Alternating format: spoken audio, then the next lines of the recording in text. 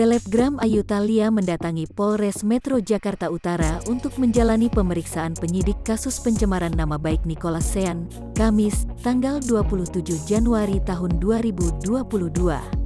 Kedatangan Ayu Thalia alias Tata Anma itu ke Polres Metro Jakarta Utara didampingi pengacaranya, Pitra Romadoni pada pukul 10.15 waktu Indonesia Barat. Kehadiran Ayu Thalia ini untuk menjalani pemeriksaan sebagai tersangka atas laporan yang dibuat Nicholas Sean, putra sulung Basuki Cahayapurnama. Mengenakan blazer hijau dan baju crop top warna hitam, Ayu Thalia tidak banyak bicara saat bertemu awak media. Dia terus berjalan memasuki ruang penyidik. Begitu juga Pitra Romadoni ikut tidak bersuara mengenai pemeriksaan kliennya.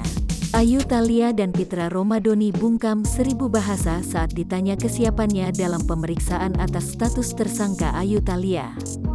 Diberitakan sebelumnya, konflik Ayu Thalia dengan Nicholas Sean terjadi atas kasus dugaan penganiayaan tahun lalu.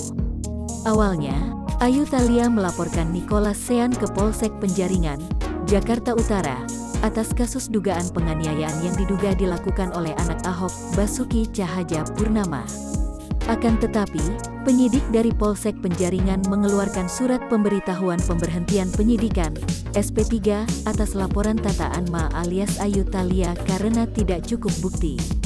Ketika tidak terima nama baiknya dicemarkan, Nicholas Sean melaporkan balik Ayu Thalia ke Polres Metro Jakarta Utara.